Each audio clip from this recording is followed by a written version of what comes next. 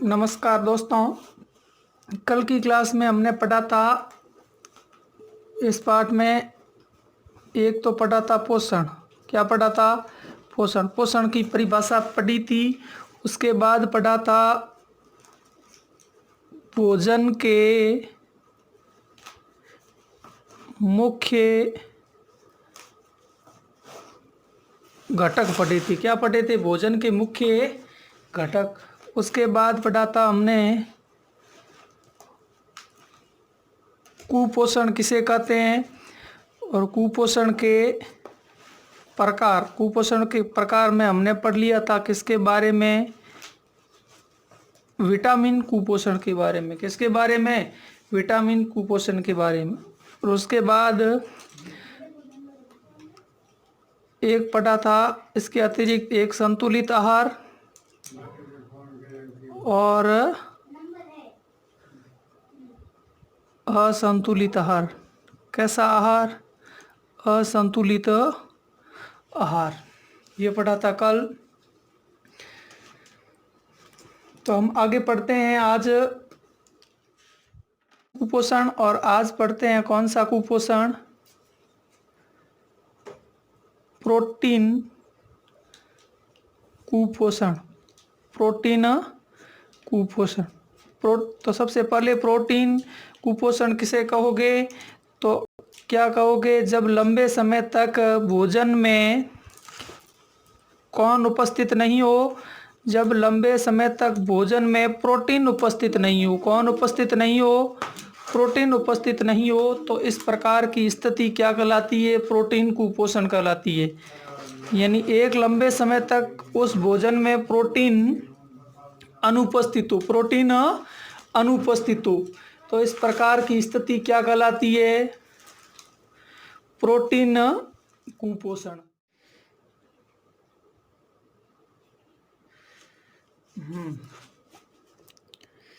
हाँ, तो प्रोटीन कुपोषण से होने वाले लोग, तो प्रोटीन कुपोषण से दो प्रकार के रोग होते हैं। नंबर एक कौन सा? क्वासी और कोर रोग। कौन सा रोग? क्वासी और कोर। और नंबर दो मैरस्मस रोग। कौन सा रोग? मैरस्मस। यानी प्रोटीन कुपोषण से होने वाले रोग, तो आपको दो रोगों के नाम याद रखने हैं। नंबर एक मैरस्मस रोग और नंबर दो क्वासी और कोर रोग। उसके बाद क्वासी और कोर रोग, यानी क्वासी और कोर रोग के लक्षण क्या है? तो इस रोग की सबसे पहली विशेषता है कि ये सामान्यतः किस में होता है? बच्चों में होने वाला रोग है। किस में होने वाला रोग है? बच्चों में होने वाला रोग है। अब इस रोग के लक्षण क्या है? मतलब क्या लक्षण प्रकट होंगे अगर कोई बच्चा इस रोग से ग्रसित है या क्वासी और कोर रोग से ग्रसित है? तो पहला इसमें यह है कि बच्चे का पेट फूल जाएगा। क्या हो जाएगा? बच्चे का पेट फूलकर बाहर आ जाएगा। बाहर आ जाएगा। पहला इस रोग का लक्षण है कि इस रोग से ग्रसित बच्चे का पेट फूलकर क्या हो जाता है? बाहर आ जाता है। दूसरा है स्वभाव क्या हो जाएगा उस बच्चे का? चिड़चिड़ा स्वभाव हो जाएगा। कैसा स्वभाव हो जाएगा? चिड़चिड़ा स्वभाव हो जाएगा। तीसरा उसकी, ये 2 नंबर और 3 नंबर, उस बच्चे की त्वचा शुष्क क्या हो जाएगी? शुष्क। और कैसी? शुष्क धब्बेदार होकर फटने लगती है। क्या करने लगती है? फटने लगती है। यानी क्वासियो को रोग में सबसे पहले बच्चों में होने वाला रोग है, लक्षण है कि बच्चे का पेट फूल कर बाहर आ जाएगा, स्वभाव चिड़चिड़ा हो जाएगा। उसके बाद त्वचा शुष्क धब्बेदार होकर क्या करने लगेगी?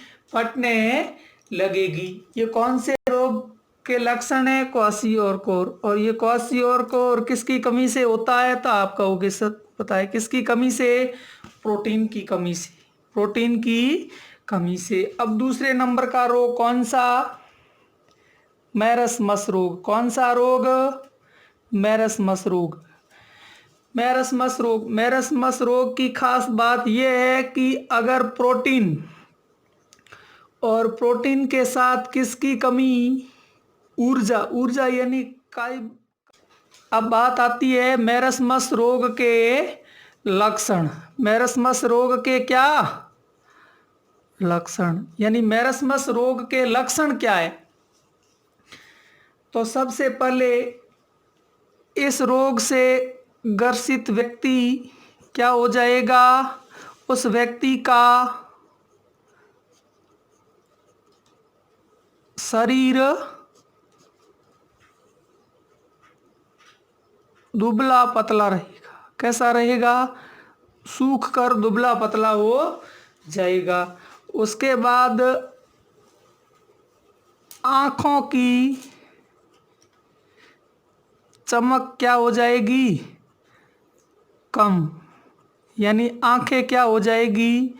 तो आप कहोगे कांतिहीन। क्या हो जाएगी? कांतिहीन। और ये एक, दो और तीसरा लक्षण है कि आंखें क्या हो जाएगी? आंखें अंदर धंस जाती है। क्या हो जाती है? अंदर धंस जाती है। यानी मैरस्मस रोग प्रोटीन वो ऊर्जा की कमी से होता है और इसके लक्षण है कि शरीर दुबला पतला हो जाता है, आँखों की चमक कम हो जाती है यानी आँखें कांतिहीन हो जाती है तथा आँखें क्या हो जाती है? अंदर धंस जाती है। ये कमी है, ये लक्षण है कौन से रोग के? मैरस्मस रोग के लक्षण है। कौन से रोग के? मैरस्मस रोग के लक्षण है। अब एक हमने पढ़ लिया विटामिन कुपोषण, एक पढ़ लिया प्रोटीन कुपोषण। तीसरे नंबर का कुपोषण कौन सा? कुपोषण खनिज लवण कुपोषण। अगर लिखने को कहे तो फिर वही लिखना क्या कि अगर एक लंबे समय तक आहार में किसकी कमी रहे? खनिज लवणों की कमी रहे तो उससे उत्पन्न होने वाला विकार क्या कहलाएगा?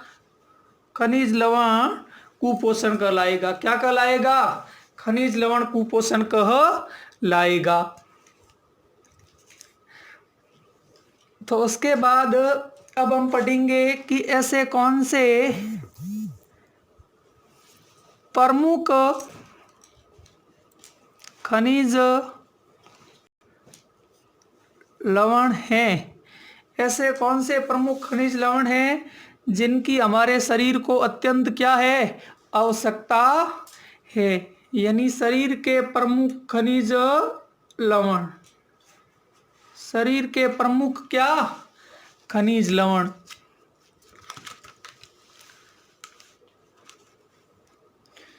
तो सबसे पहले प्रमुख खनिज लवण में एक तरफ लिखोगे वो खनिज लवण का नाम, दूसरी तरफ लिखोगे कमी से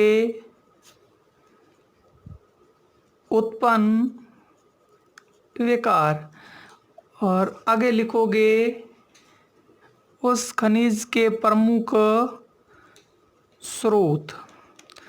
उसके बाद शरीर में उस खनिज का क्या कार्य। यानी सबसे पहले खनिज का नाम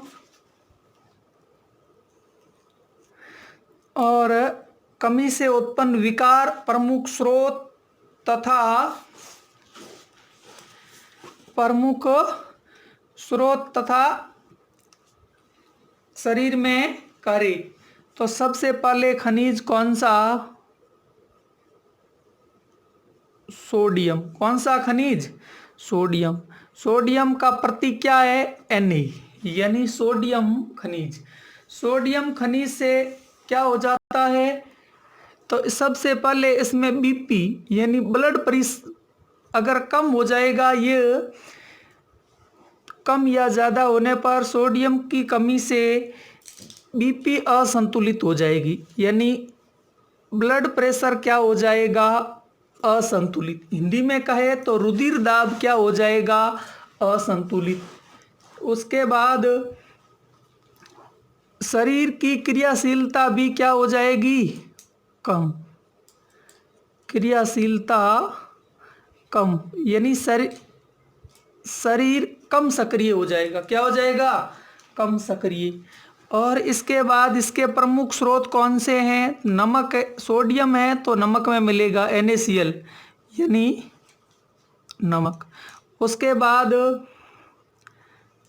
मछली, उसके बाद मांस, और उसके बाद अंडे व दूध।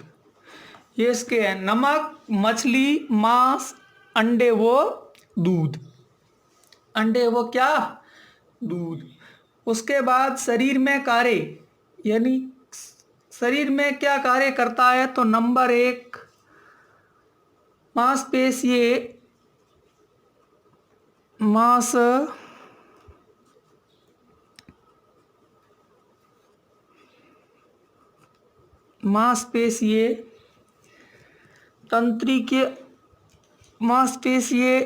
तंत्री के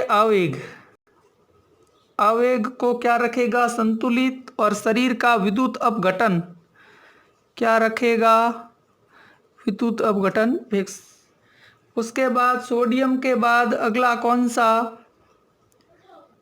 पोटेशियम। कौन सा? पोटेशियम। पोटेशियम के स्रोत सभी खाद्य पदार्थ किसके स्रोत है? पोटेशियम के स्रोत है। अब शरीर में क्या कार्य करता है? यह इसकी कमी से उत्पन्न होता है, तो इसकी कमी से एनीमिया रोग होता है। किसकी कमी से? एनीमिया। एक एनीमिया रोग के लक्षण और है, अगर शरीर में RBC की कमी होगी तो भी कौन सा रोग होगा? एनीमिया रोग। और पोटेशियम की कमी यानी P की कमी पर भी कौन सा रोग? एनीमिया रोग। और इसके कार्य, इसके सेम कार्य ये किसका सहयोग करता है?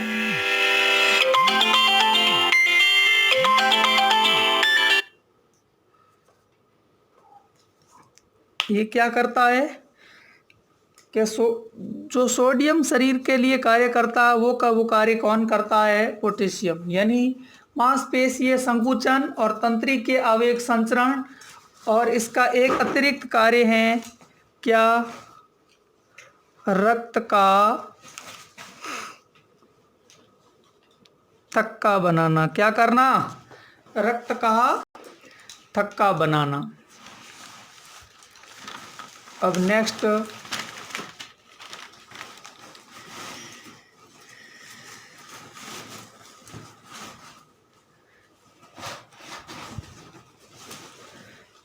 कौन सा है? नेक्स्ट है कैल्शियम। कौन सा खनिज लवण? कैल्शियम यानी Ca। उसके बाद कैल्शियम की कमी से क्या होगा? उसके बाद पढ़ेंगे कैल्शियम के स्रोत है दूध, हरी सब्जी और अंडे।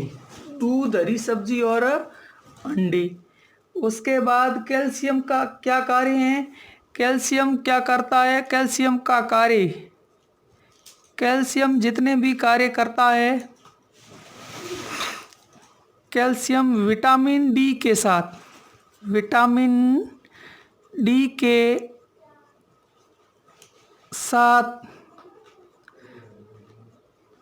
मिलकर हड्डियों को मजबूती प्रदान करता है। कौन? कैल्शियम। कैल्शियम ये स्रोत हैं कौन से? दूध, हरी सब्जी और अंडे। कार्य है कि विटामिन डी के साथ मिलकर हड्डियों को क्या करता है? मजबूत बनाता है। तो इसकी कमी से कौन सा विकार उत्पन्न होगा?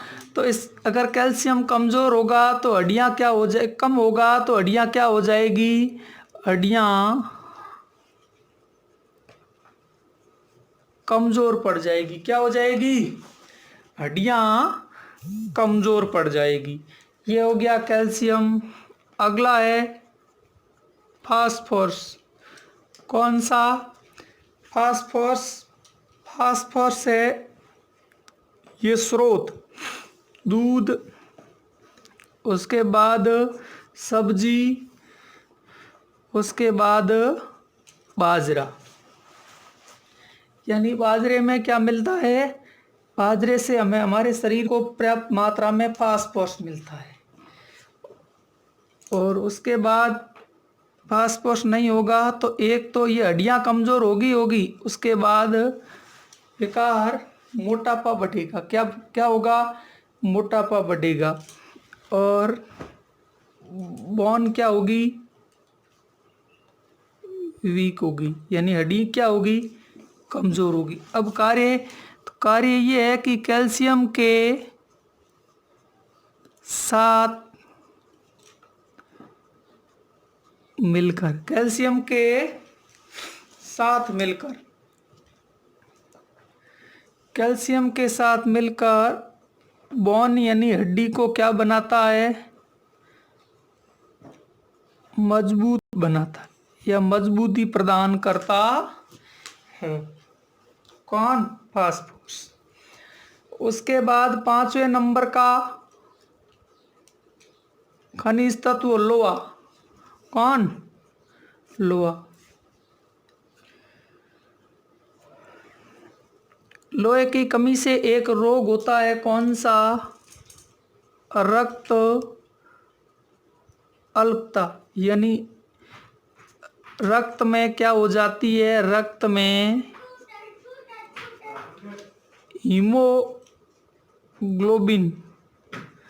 ग्लोबिन की कमी होगी। रक्त में हीमोग्लोबिन की क्या होगी? कमी होगी। हीमोग्लोबिन की क्या होगी? कमी होगी।